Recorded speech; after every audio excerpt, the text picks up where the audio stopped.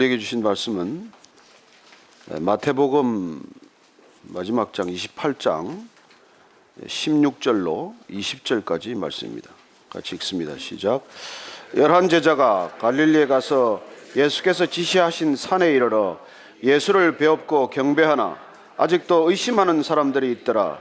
예수께서 나와 말씀하여 이르시되 하늘과 땅의 모든 권세를 내게 주셨으니 그러므로 너희는 가서 모든 족속을 제자로 삼아 아버지와 아들과 성령의 이름으로 세례를 베풀고 내가 너에게 분부한 모든 것을 가르쳐 지키게 하라. 볼지어다 내가 세상 끝날까지 너희와 항상 함께 있으리라 하시니라. 아멘. 하나님 아버지, 아름다운 찬양을 올려드린 대로 아버지께서 저희들의 이름을 부르시기에 저희들이 존귀한 자가 되었습니다. 아버지께서 이를 성도라고 부르셨기에 저희들 삶이 거룩해졌습니다. 저희들을 제자로 부르셨기에 주님의 길을 따르기를 결단했습니다. 그리고 끝까지 주님께서 저희들 지켜주시기에 두려움 없이 주님과 함께 동행하겠습니다. 주님 사랑합니다. 오늘도 주의 말씀 앞에 우리의 온 마음과 목숨과 뜻을 드리고자 하오니 주님 이 시간 말씀하옵소서. 예수님 이름으로 기도합니다. 아멘. 우리는 성도의 삶을 주제로 말씀을 나누었습니다. 어떤 것이 성도의 삶인지, 그리고 성도로서 어떻게 살아가야 하는지에 대한 하나님의 말씀을 경청해 왔습니다. 오늘 그 성도의 삶에 매듭을 짓고자 합니다. 오늘 그 성도의 삶에 관한 하나님의 말씀을 마무리하고자 합니다. 오늘 그 마지막 말씀으로 오늘 우리 예수님께서 제자들에게 부활하셔서 끝까지 말씀하시고 이제 제자들에게 모든 것을 맡기고 떠나시기에 앞서서 하신 말씀에 우리가 다시 주목하고자 합니다. 예수님께서 생애의 마지막까지 그 생명을 다 쏟아부으시고 과연 제자들에게 무엇을 유언으로 남기셨는가에 다시 우리가 경청하자는 것이죠. 예수님은 간간히 유언을 하셨어요. 사실 제자들과 이렇게 3년간 다니시면서 말씀을 하셨습니다. 내가 십자가를 져야 할 것이다. 내가 십자가에서 죽게 될 것이다. 그러나 내가 부활하게 될 것이다. 그런 말씀을 하셨습니다. 아니 십자가에서도 마지막 말씀을 하셨습니다. 다 이루었다라고 하는 말씀을 비롯해서 7마디 말씀을 남기셨습니다. 그리고 부활하신 예수님께서 다시 오셔서 제자들에게 처음 나타나셔서 평안하라. 그리고 성령을 받으라. 그렇게 말씀하셨어요. 그리고 그 예수님께서 이제 부활하셔서 40일 동안 제자들을 만나 주십니다. 그리고 다시 마지막으로 또 이 말씀을 우리에게 주시는 것입니다. 과연 우리가 제자된 삶을 산다고 할 때, 예수님을 따른다고 할 때, 성도로 살아간다고 할 때 성도의 삶은 어떤 내용으로, 어떤 속살로 채워져야 하는지에 관해서 오늘 예수님께서는 이 말씀을 우리에게 주신 것이죠. 흔히 이 말씀을 위대한 명령으로 우리는 받습니다. 어떤 명령보다도 가장 크고 위대한 명령이라고 우리가 부르는 것이죠. The Greatest Commandment라는 이름을 우리가 붙여놨습니다. 어떤 명령이길래, 어떻게 사는 것이 진정한 삶이길래 예수님께서는 이 마지막 소중한 명령을 우리에게 남기셨냐는 것이죠. 과연 우리가 예수님을 따르는 제자로서 하나님을 아버지라고 고백하는 성도로서 살아야 할 가장 중요한 내용은 무엇이냐고 하는 것이죠. 그래서 오늘 이 말씀을 우리가 한번 깊이 묵상하면서 이 말씀을 따라가면서 우리가 성도로서 이 마지막 시대를 살아갈 때 어떻게 살아야 할 것인지, 우리가 거듭나서 새로운 생명을 받고 하나님과 함께 그 유업을 우리가 이루어갈 때 어떤 내용으로 우리가 살아내야 하는지에 관한 가장 소중한 말씀이기 때문이죠. 오늘 말씀 한번 우리가 다시 읽을 때 16절, 17절 말씀을 한번 더 읽도록 하겠습니다. 시작. 11제자가 갈릴리에 가서 예수께서 지시하신 산에 이르러 예수를 배웁고 경배하나 아직도 의심하는 사람들이 있더라. 왜 11제자입니까? 원래 12제자 아니었습니까? 한 제자가 빠졌습니다. 우리는 그 빠진 제자가 가롯 유다라는 것을 압니다. 왜 빠졌습니까? 시작은 좋았어요. 그러나 끝이 좋지 않았다는 것입니다. 여러분, 우리가 예수님 만나는 시작은 다 좋아요. 그러나 끝이 아름답지 않을 수 있다는 것입니다. 예수님께서 12제자를 부르실 때 다 결단이 대단했을 것입니다. 모든 것을 버려두고 쫓은 제자들 아닙니까? 그러나 그 예수님을 따랐지만 3년 동안 예수님과 함께 먹고 함께 마시고 함께 자고 함께 모든 곳을 다녔지만 그러나 누군가는 예수님을 배신하는 사람이 생겼다는 것입니다. 얼마나 위로가 되십니까? 예수님이 부르셔도 예수님과 같이 먹고 자도 예수님을 그렇게 쉴 새 없이 쫓아다녀도 배신하는 사람이 있다는 게 얼마나 위로가 되십니까? 하물며 우리겠습니까? 우리가 예수님의 일을 한다고, 예수님의 길을 따른다고, 예수님처럼 생애를 살아간다고 하더라도 우리는 언젠가 이런 배신을 겪게 된다는 것입니다. 그래서 여러분들 인생 살아가면서 배신당하는 것 너무 힘들어하지 않게 되길 바랍니다. 힘들어요. 아픕니다.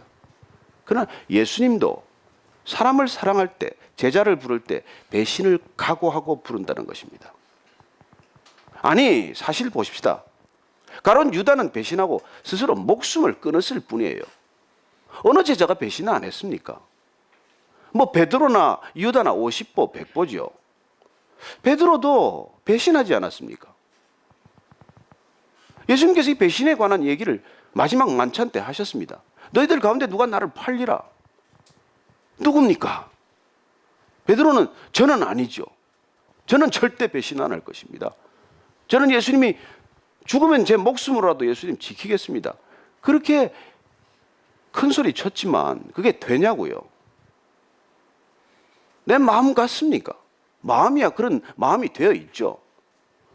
그러나 정작 그는 3번씩 예수님을 부인하고 배신한 것이죠. 어느 제자가 곁을 남았습니까? 다 도망갔죠.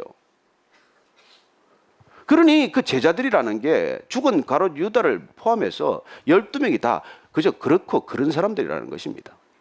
무슨 큰 차이가 있는 게 아니라는 거예요. 그럼에도 불구하고 우리는 가롯 유다와 베드로가 얼마나 다른 인생의 행로로 갈라지는 것을 우리가 보게 됩니다. 자살한 사람과 철저히 회개한 사람의 차이 아닙니까? 넘어져서 그냥 자기 목숨을 마감한 사람과 넘어졌지만은 붙드는 손을 다시 붙들고 일어선 사람의 차이밖에 더 있습니까? 오늘 이 11제자라는 말 속에 우리는 정말 예수님을 따른다는 것이 끝까지 쉽지 않은 일이라는 것을 사실 알게 됩니다. 예수님께서 어쨌든 이 11제자를 다시 부르셨다는 것입니다. 어디로? 갈릴리로 부르셨어요. 예수님께서 부르신 장소는 왜 예루살렘이 아니고 갈릴리입니까?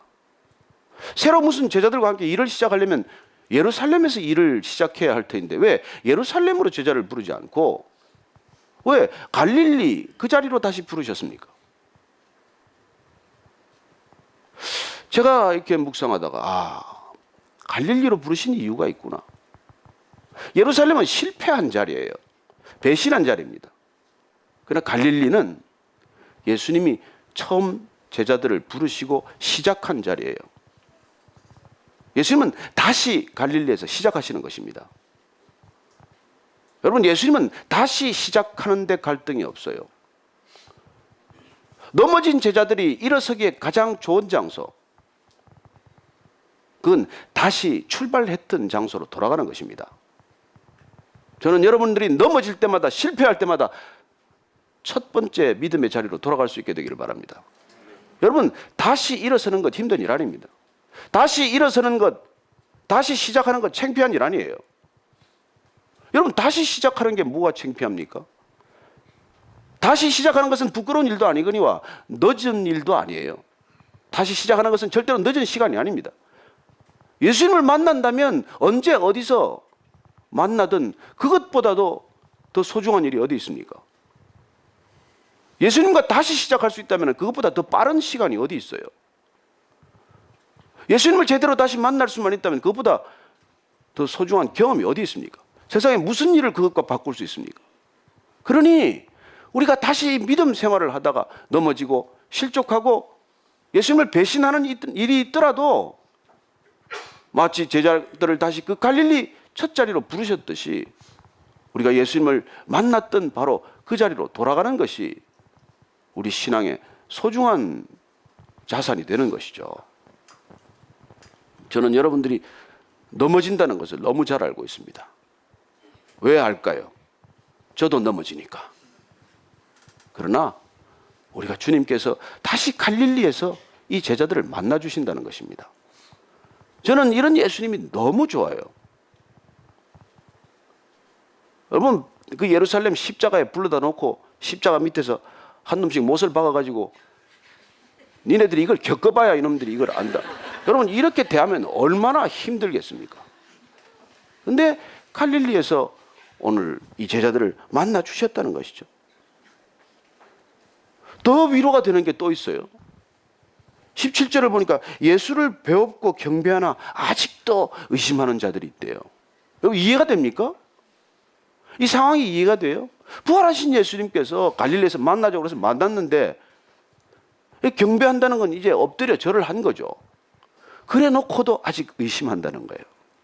아, 이게 또 위로가 돼. 또 우리가 믿는다는 삶이 이렇다는 겁니다.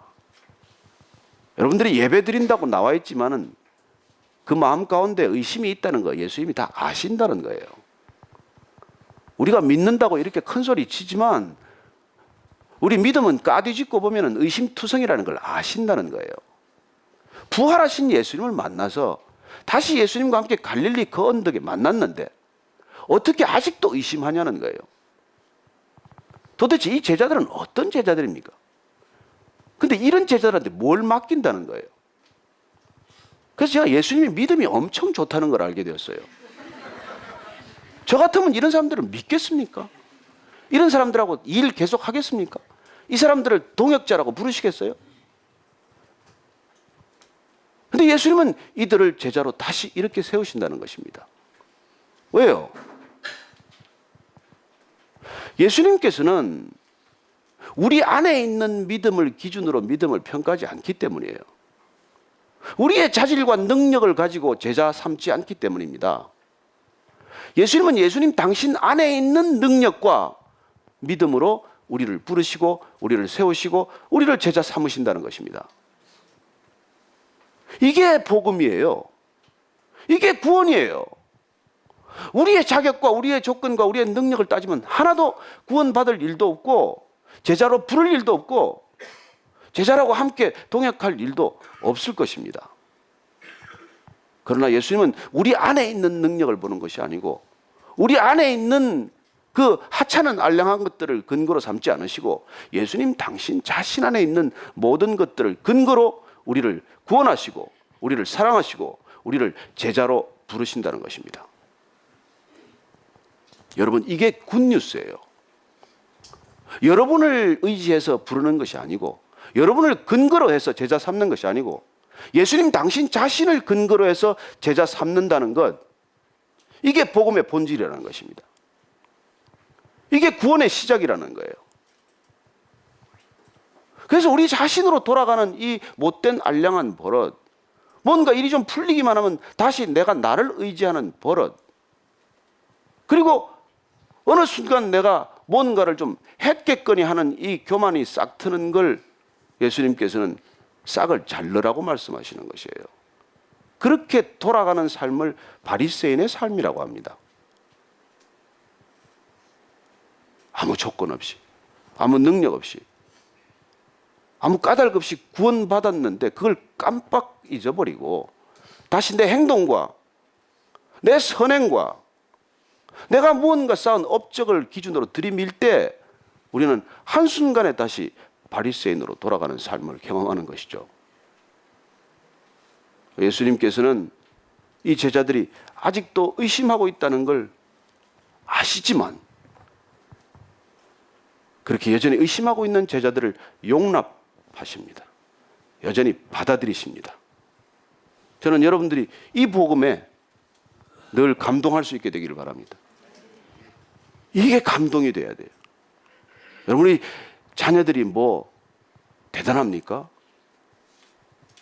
수없이 넘어지는 자녀들을 이렇게 세우셔 고작 2, 3살 되면 걷게 만드는 거 아닙니까? 그 아이가 걷기 시작할 때까지 얼마나 많이 넘어져야 합니까? 때로는 얼마나 무릎이 까져야 하고 얼마나 피를 흘려야 합니까? 그거 조금 일어나서 걷는 게 뭐가 대견한 일이라고. 짐승들은 태어나자마자 걷는데 그거 좀 걷는 게 대견해서 자기 아이들 다 천재인 줄 알아. 말 한마디 그냥 입만 뻗어도 엄마, 아빠 요거 한마디만 해도 그냥 입을 다물 줄을 몰라요. 무엇 때문입니까?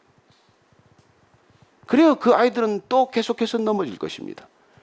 이제는 무릎이 까지게 넘어지진 않겠지만 또 거짓말하고 또 못된 버릇을 고치지 못하고 또 게임하고 또 등록금을 때로 슬쩍하고 또 책 산다고 그러고 엉뚱한 짓을 하고 그렇게 하지만 그 아이의 성품을 근거로 해서가 아니라 그 아이 안에 있는 능력을 지금 근거로 해서가 아니라 우리가 하나님 안에 있는 하나님의 형상을 근거로 그 아이가 언젠가는 예수님 같은 아이들이 될 거라는 걸 믿는 것이죠. 그게 믿음 아닙니까? 그 믿음으로 우리가 걸어갈 때 예수님께서는 놀랍게도 우리를 끝까지 책임져 주신다는 것입니다. 저는 오늘 예수님께서 계속해서 말씀하시는 걸 들으면서 얼마나 이분이 좋은지, 우리가 그분의 성도가 된 게 얼마나 큰 축복인지를 다시 한번 가슴에 새길 수 있게 되기를 바랍니다. 18절 말씀 한번 더 읽습니다. 시작. 예수께서 나와 말씀하여 이르시되 하늘과 땅의 모든 권세를 내게 주셨으니, 예수님께서 오셔서 우리 힘으로 어쩔 수 없는 이 부족한 것들을 너무 잘 아시고 그럼에도 불구하고 우리에게 크고 위대한 일을 맡기시기 때문에 예수님께서 이 말씀을 하세요. 내게 하늘과 땅의 모든 권세를 주셨대요. 예수님이 지금 자랑하러 만난 겁니까? 그 제자들 놓고 나는 하늘과 땅의 모든 권세를 가졌단 말이야. 자랑으로 들리세요? 무엇 때문에 이런 얘기를 하세요? 우리같이 아무 능력 없는 사람, 우리같이 아무것도 할 수 없는 사람이 두려움에 떨어서 하나님의 일을 어떻게 감당하겠습니까? 라고 생각할 수밖에 없는 우리에게 하나님이 누구신지, 예수님이 누구신지를 알려주고 있는 거예요. 여러분, 이걸 알아야 우리가 하나님의 일을 감당하죠. 우리 자신을 돌아보면 무슨 일을 할 수 있겠습니까? 하나님의 일이 사람의 능력으로 되는 일입니까? 여러분, 단순히 사람을 좀 돕고 사람을 조금 가르치고 하는 일이 아니잖아요. 그 사람이 죄인임을 깨닫고 죄로부터 돌이키고 철저히 통곡하고 그리고 하나님의 백성으로 거듭나는 일이 우리 능력으로 되는 일이냐고요. 그래서 그 모든 권세가, 하늘과 땅의 모든 권세가 예수님께 있다. 이걸 아는 것으로 우리가 시작이 되기 때문에 예수님께서 이 사실을 마치 자기 자랑처럼 들리는 얘기를 하는 거예요. 여러분, 예수님이 누군지를 아는 일이 영생이라고 했습니다. 영원한 생명이란 내 손에 쥐어지는 것도 아니고 눈에 보이는 것도 아니고 그건 예수님이 누군지를 아는 거라는 거예요. 그러니 예수님께서 자기 소개를 이렇게 당당하게 깔끔하게 한마디로 해주시는 것이죠. 누구냐? 나는 하늘과 땅의 모든 권세를 가졌다는 것입니다. 여러분, 이분이 예수님이라는 걸 우리가 모르면 우리가 뭐 기도도 시들시들하고 되는 일이 없죠. 우리는 권세 찾아서 사실 찾아가는 인생 아닙니까? 요새는 그 단어 잘 안 쓰지만 옛날에 빽이라는 단어 잘 썼어요. 야, 그 사람 빽 좀 있나 봐. 뭐 장관 추천으로 나오면 그 사람 어떤 빽으로 그게 들어간 거야. 여러분, 우리가 백 만들겠다고 학연, 지연, 혈연 찾는 거 아닙니까? 그래서 우리 인생이 고달픈 거 아니에요? 근데 이게 우리 한국만의 사정입니까? 다 그래요. 어딜 가도 다 그래요. 무슨 뭐 관피아, 해피아 해서 무슨 피아를 아무리 만들어 봐야 그래도 결국 유토피아는 안 와요. 그거 아무리 해봐야. 근데 예수님께서 이 땅을 살면서 어떻게 이런 피아로부터 자유하는 삶을 살 수 있는지를 보여주세요, 지금. 여러분, 이왕 빽줄 잡으려면 하늘과 땅의 모든 권세를 가진 분 잡는 게 낫지 않습니까? 그건 다 아멘 잘하시네. 딴 거는 뭐 별로 시들하더니 그 부분은 되게 좋으신 모양이네. 역시 우리는 빽 지향적이에요. 아니, 그건 솔직한데, 근데 기왕 빽을 잡으려면 끊어지지 않는 동아줄 잡는 게 낫지. 3년, 5년 있다가 썩은 동아줄 돼서 다 떨어질 걸 왜 잡냔 말이에요. 그거 잡느라고 왜 그렇게 시간을 보내냐는 것입니다. 왜 돈과 시간을 그런 데 쓰냐는 것이죠. 여러분, 돈과 시간은 생명 아닙니까, 사실. 그 생명 그런 데 쓰지 말고 영원한 밧줄, 끊어지지 않는 밧줄, 썩지 않는 밧줄 잡으라는 게 그게 구원이에요. 그거 가르치겠다고 예수님 이 땅에 오신 거예요. 그럼 우리가 그걸로부터 자유해지기만 해도 얼마나 속이 편합니까? 뭐 그러다 보면 사람들이 찾는 사람도 없고 때로 섭섭하겠지만, 그러나 여러분, 아무도 찾지 않고 아무도 찾아가지 않아도 행복한 삶이 있어요. 구원받은 삶이란 그런 것입니다. 그래서 오늘 그런 모든 권세를 가진 분을 우리가 예수님으로 알게 되면, 그 알미 시작이 되면 우리는 영생의 삶이 시작이 되었는데, 이제 영생의 삶이 시작되었을 때 해야 될 일이 뭐냐는 거예요. 그런 놀라운 성도의 삶이 펼쳐졌을 때 뭘 한 가지 하고 살아야 되냐, 이 얘기예요. 그게 19장 19절 말씀, 이 놀라운 말씀 아닙니까? 같이 다시 읽습니다. 시작. 그러므로 너희는 가서 모든 민족을 제자로 삼아 아버지와 아들 성령의 이름으로 세례를 베풀고 내가 너희에게 분부한 모든 것을 가르쳐 지키게 하라. 볼지어다 내가 세상 끝날까지 너희와 항상 함께 있으리라 하시니라. 이런 예수님이 누군지를 알게 되면 예수님께서 해야 할 일이 내게 한 가지 있는데, 내가 내게 미션을 줄 것인데, 그건 모든 족속을, 모든 민족을, 모든 백성을 제자 삼으라는 것입니다. 그 성도의 삶이란 제자 삼는 삶이라는 거예요. 제자란 누굽니까? 스승이 기준인 사람이에요. 스승을 따르기로 결단한 사람입니다. 내 삶의 모델이 아니고 스승의 삶, 예수님의 삶이 모델이 된 삶을 우리는 제자 삼는, 제자도의 길을 가는 제자들이라고 말하는 것이죠. 여러분들이 지금 이 영적인 여행을 떠나서 지금 어디쯤 와 있는지는 각자의 형편에 달렸겠지만, 적어도 예수님을 만났고 예수님께서 우리를 사랑하실 때 끝까지 사랑한다는 걸 알게 되었고, 그 사랑 때문에 우리는 영원한 삶이, 영원한 생명이 시작되었고, 거기까지 왔다면 예수님께서 이제 우리가 해야 될 일을 가르쳐 주신다는 것입니다. 그게 제자 삼는 삶이라는 거예요. 자, 이 제자 삼는 삶에 관한 예수님께서 구체적인 처방을 말씀하십니다. 첫째, 가라. 떠나라. 여기서부터 시작을 해요. 간다는 것, 떠난다는 건 어떤 삶입니까? 지금 우리가 살고 있는 삶의 자리가 안전하고 편안하고 좋을지라도 이 삶에 안주하지 말라는 뜻이에요. 어디 당장 이사를 가라는 게 아니고, 선교지로 당장 떠나라는 게 아니고, 내가 이걸 누려야 되겠다는 생각, 내가 이걸 쥐고 살아야 되겠다는 생각, 이런 모든 기득권이 되고 내 스스로 묶여버린 이 편안함과 안락함에서 떠나라는 거예요. 벗어나라는 거예요. 그 안락함과 편안함이 너를 나중에는 굴극적으로 질식시키는 것이 되고 말 거기 때문에 그랬습니다. 누구나 다 조금 여유가 생기면 누리고 싶죠. 편안하고 싶죠. 그러나 가라. 왜요? 제자 삼는 게 목적이기 때문에. 우리가 편안한 게 목적이 아니고, 우리가 좀 행복한 게 목적이 아니고, 내가 좀 더 쉼을 많이 갖는 게 목적이 아니고, 제자 삼는 것이 목적이기 때문에 우리가 그런 편안함으로부터, 기득권으로부터 안주하지 말라는 거예요. 그걸 내려놓으라는 것입니다. 그걸 벗어 던지라는 거예요. 이게 우리가 잘 안 되고 이게 어려워서, 심지어는 이걸 더 얻기 위해서 기도하는 분들이 많아요. 조금 더 편한 삶, 조금 더 놀라운 기득권이 나한테 있을 터인데 이거 좀 얻게 해달라고 붙드는 게 아니라는 거예요. 이건 내려놓게 해달라고 기도해야 한다는 것입니다. 갈대아 우르를 떠나라. 내가 내게 지시할 땅으로 가라. 왜 아브라함을 그렇게 부르셨겠습니까?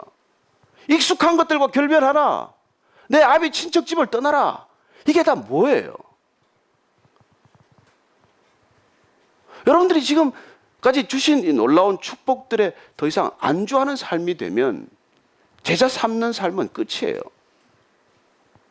그건 내려놔야 제자 삼는 삶이 시작이 되니까. 그 제자를 어떻게 삼으라는 것입니까? 첫째, 성령 세례 받을 때까지 인도해야 돼. 첫 번째는 물과 성령 세례 받을 때까지 끌고 가야 돼. 여러분들이 제자를 삼는다는 게 뭐예요? 내 제자 삼는 일입니까? 여러분, 내 제자 삼는 일이 되면 교수 되면 돼요. 선생님 하면 돼. 근데 이거 예수님의 제자가 되도록 하는 삶이에요. 자, 예수님의 제자가 되는 삶이 살려면 먼저 예수님을 받아들여야 할 것이고, 다음 세례 받을 때까지 끌고 가라는 거예요. 여러분이 전도하셨습니까? 그분 예수님 소개하셨습니까? 그러면 그분 아버지와 아들과 성령의 이름으로 세례를 받을 때까지 끌고 가라는 거예요. 우리 27일 날 세례식 하는데 세례 안 받은 분 세례 받으시기를 바랍니다. 왜 이렇게 아무도 다 받으셨어요? 세례 다 받으셔야 합니다. 예, 세례 다 받으셔야 합니다. 그러나 그 물세례가 끝이 아니고 예수님께서는 밤에 찾아온 니고데모에게 말씀하세요. 니고데모는 여러분 평생 교회 다닌 사람이에요. 교회에서 유력자가 된 사람이에요. 그러나 그 니고데모를 앉혀놓고 너 평생 교회 다니면서 뭐 하는데? 너 평생 교회 다니면서 뭐 할래? 물과 성령으로 거듭나봐. 거듭나는 게 먼저야. 그래요. 그래서 예수님께서는 우리에게 성령 세례를 베풀라고 하는 것입니다. 우리가 성령 세례 줍니까? 아니잖아요. 예수님께서 사도행전 1장 8절에 마지막으로 이 Great Commandment와 함께 쌍벽으로 준 게 있어요. 그건 뭡니까?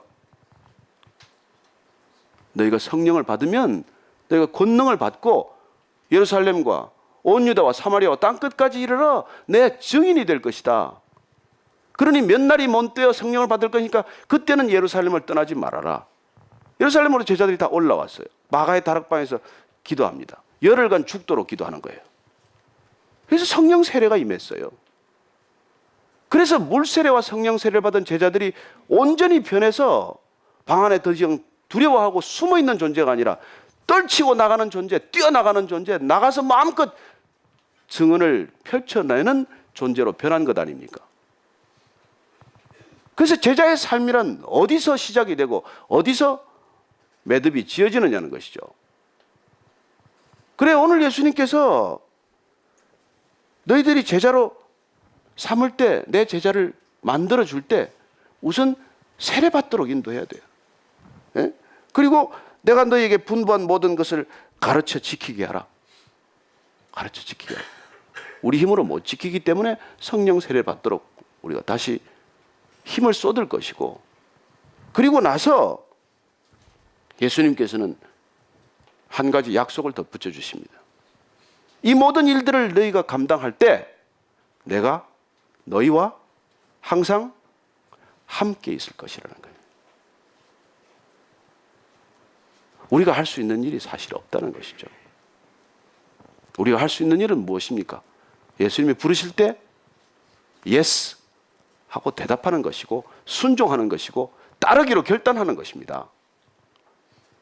그러면 예수님께서 이 일들이 순차적으로 우리에게 일어나게 할 것이고, 우리에게 이런 일이 일어났을 때 우리가 다시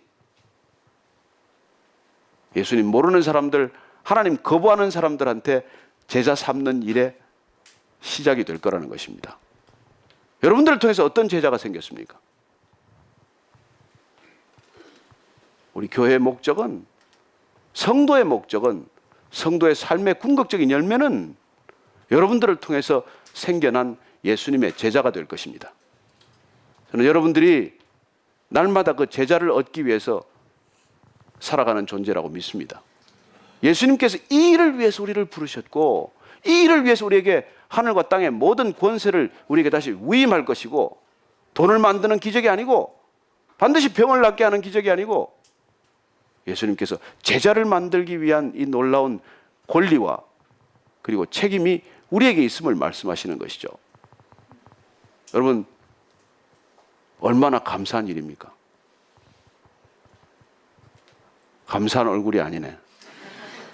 여러분 먼지와 같은 존재 아닙니까? 아담이 뭐예요? 흙이고 먼지예요. 그런 존재입니다. 우리는 들의 풀잎 같은 존재예요. 아침 안개처럼 사라지는 존재입니다. 그런 존재를 하나님의 숨결을 불어넣으셔서 우리를 하나님의 파트너, 동역자로 삼아주셨다는 것입니다. 여러분 얼마나 놀라운 명령입니까? 그리고 첫 번째 명령은 창조 때 주님께서 우리에게 주신 명령이에요. 땅에 차고 넘치라, 번성하라, 땅을 다스리라. 그걸 우리는 문화명령이라고 부릅니다. 예수님께서 사역하시는 동안 제자들에게 다시 명령을 주세요. 이 교회가 근거로 삼았던 말씀이죠. 서로 사랑하라. 너희가 서로 사랑하면 너희가 모두 내 제자인 줄 알리라. 그 말씀하신 명령을 주십니다. 그걸 저는 교회 명령이라고 믿습니다. 서로 사랑할 때 교회가 탄생하는 것이죠. 서로 사랑할 때만이 교회는 교회다울 것이기 때문이죠. 그래서 주님께서 우리를 서로 사랑하라고 하는 그런 저는 교회 명령이라고 믿습니다. 교회가 되라는 명령이죠. 너희들 교회가 되어야 한다는 것입니다. 그리고 그렇게 교회가 되었을 때 예수님께서는 이 제자 삼는 일을 다시 맡긴다는 것입니다. 이 제자 삼는 일은 선교 명령이기도 하고 전도의 명령이기도 한 것이죠. 그렇습니다. 때로는 땅끝이 어디겠습니까? 돌아서 땅끝까지 오면 나한테 올 거예요. 여러분 나부터 하나님의 땅끝이 되지 않고 복음이 전해지지 않고 제자가 되지 않으면 누구를 제자 삼는 일에 여러분이 쓰임을 받겠으며 하나님이 편하게 쓰실 수 있겠습니까? 저는 저와 여러분들이 정말 하나님께서 불러주신 것만 해도 감사한데 파트너로 삼겠다는 이 놀라운 초대장에 기꺼이 응대하시기를 축원합니다. 이거 오라 그러면 여러분 진짜 할렐루야 하고 따라가셔야 됩니다. 직업을 내려놓으라는 게 아니에요. 재산 다 팔아서 헌납하라는 게 아니에요. 지금부터 내 살아가는 삶의 목적과 내 삶의 의미와 가치가 오직 제자 삼는 일에 초점을 맞추라는 것이에요. 뭐 영화를 하든 탤런트가 되건 가수가 하건 여러분들이 뭐 공직 생활을 하건 비즈니스를 하건 제자 삼는 일이 그 목적의 중심에 있게 되기를 바랍니다. 이게 우리 성도의 삶의 전부예요. 여러분 꼭 신학교를 가라는 것도 아니고 목사 되라는 것도 아니고 아니 목사는 이제 너무 많아요. 여러분들 자꾸 되겠다면 우리가 힘들어지니까 그게 아니고 지금 하시는 일을 어떻게 하느냐. 여러분 하나님은 우리 직업 자체에 관심이 있는 게 아니에요. 그 직업을 왜 어떻게 그걸 하고 있냐는 것이죠. 제가 마지막 한 사람 소개하고 마치겠는데 2009년도 1월 달에 비행기가 하나 떨어졌어요. 허드슨 강에 떨어졌어요. 라구아디아 공항을 출발했던 비행기가 새 2마리한테 부딪혀가지고 어이없게도 불시착했어요. 그때 떨어지는 순간 모든 승객들이 죽음의 두려움에 사로잡힙니다. 제일 앞줄에 앉았던 사람 이름이 릭 엘리아스라는 사람이 있어요. 이 사람 이민자예요. 아메리칸 드림을 가지고 온 것이죠. 돈 벌었습니다. 성공했어요. 그러나 그 성공을 위해서 많은 걸 희생한 사람이에요. 가족들과도 관계가 나빠졌고 모든 것들이 어려워졌어요. 근데 그 순간 비행기가 떨어지는 그 짧은 죽음을 경험하는 순간 머리에 파노라마처럼 펼치고 지나갔어. 후회스러운 장면들만 눈에 가득 지나간 거예요. 이 사람이 살고 나서 그걸 모조리 자기 생애를 바꾸게 됩니다. 처음에 지나간 장면은 자기 집에 비싼 포도주 재어놓은 포도주 창고가 지나갔어요. 이 사람이 포도주를 좋아해가지고 비싼 와인 콜렉션 하는 게 취미인데 그걸 이렇게 다 쌓아놓고 친구들이 오면 자랑만 하고 대접은 싼 걸 했다는 거예요.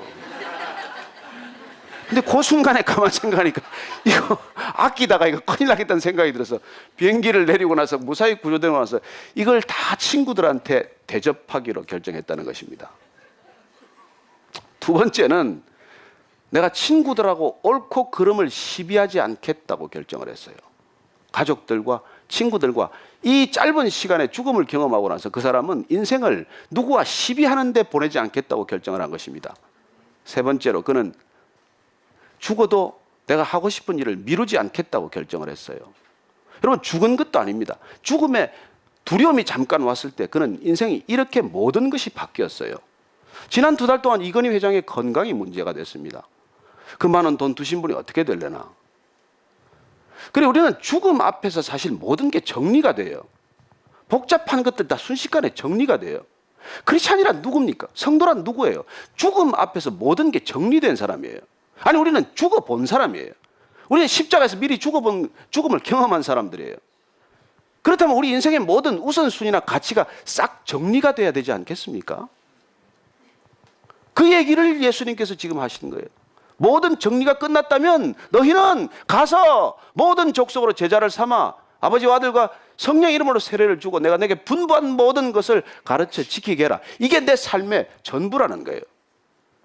이걸 위해서 내가 모든 걸 내게 주겠다는 거예요. 나한테 그런 권리와 능력이 있다는 것입니다. 그래요, 여러분, 암 선고만 받아도 모든 게 정리가 되는데 내 안에 사는 이 그리스도라고 고백하고 정리가 안 된 삶을 사는 게 이해가 되십니까? 그래서 오늘 우리가 기도해야 돼요. 하나님, 정말 그런 우선순위가 확실히 정리된 삶을 살게 해주십시오. 내 인생의 버킷리스트가 그렇게 복잡하지 않고 아주 단순해지기를 원합니다. 그렇게 한번 기도하십시다. 하나님 아버지,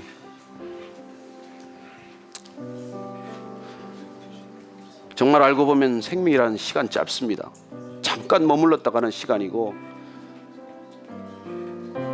정말 순식간에처럼 지나가 버리는 생애인데 주님, 복잡하게 생각하지 않게 하시고 살아야 할 의미와 목적과 방향과 가치를 분명히 하게 하셔서 하나님, 무엇을 위해서 어떤 일을 위해서 내 생애를 바쳐야 할지 생각하고 또 생각하게 하시고 묵상하게 또 묵상하게 하시고 말씀 붙들고 또 말씀 붙들게 하셔서 하나님, 저희들 생애에 주신 이 마지막 소명, 우리 교회에 주신 마지막 소명, 하나님 이 나라 이 민족에 주신 이 마지막 소명, 이 소명이 전체 우리의 소명이 되게 하시고 우리 각 사람에게 놀라운 은혜가 되게 하시고 그리고 삶의 분명한 기준이 되게 하여 주옵소서.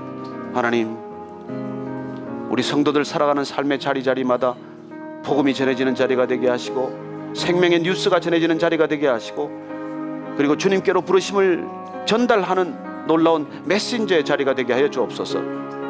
하나님, 한 분 한 분의 생애가 그렇게 정리되기를 원합니다. 우리 모든 성도의 삶이 그렇게 정리되기를 원합니다.